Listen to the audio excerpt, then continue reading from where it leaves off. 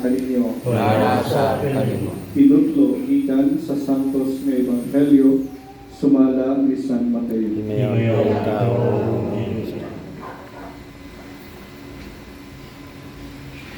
Unya si Jesus mingon, O Amahan, Ginoo sa langit ug sa yuta, nagpasalamat ako kanimo kay gipadayag mo man ngadto sa mga walay kahibalo ang imong gililong sa mga maalamon o sa mga makinaadmanon. O Amahan, natuman kini kay mao may imong gusto o pagbuot.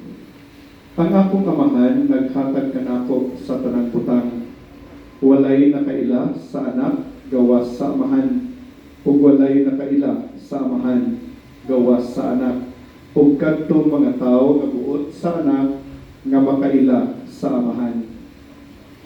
Pumari kamo kanako kamong tanan nga gikapuyan o gibugatan sa inyong ipasan, ug papahulayon ko kamo.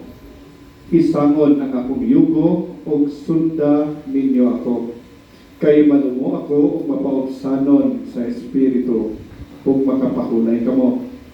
Sayon ang yugo nga akong ihatag kaninyo, ug gaan ang ipapasan ko kaninyo. Ang Ebanghelyo sa Ginoo. Dayon ikaw, Kristo. Maayong hapon kanilang tanan. Mayapon. Nindot kayo nga papaon sa mga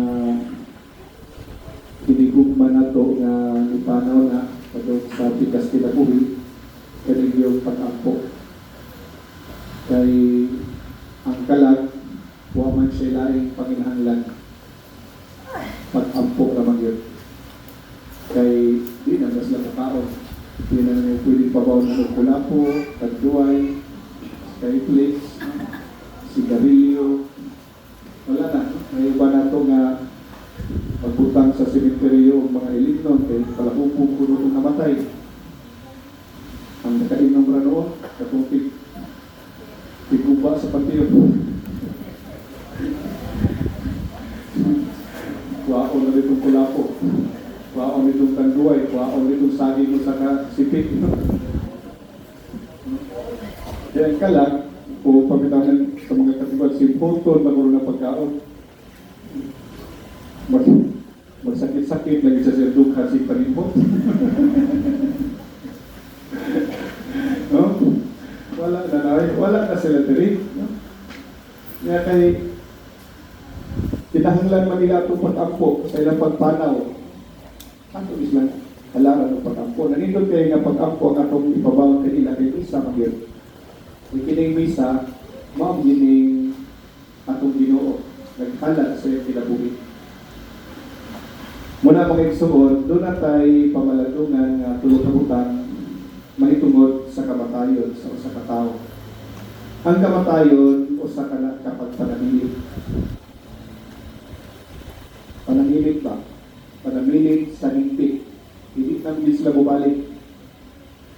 Lahat man itong manamilit nga maingon, muadto sa kong Amerika ha, pero bubalik ko sunod tuig. Bubalik, no, na-return flight. Kani, ang ilang pagpanabilis, wala na-return flight. One-way ticket, no? Usara. Kabaw mo kanta ng one-way ticket. Muna ang ilang pagpanabilis. One way, really around trip. Una ha? So, usa ta manabilit ni kinabuhi atong paligurohon nga wala na tay mahayan ba. Atong sigurohon nga hindi kawa nato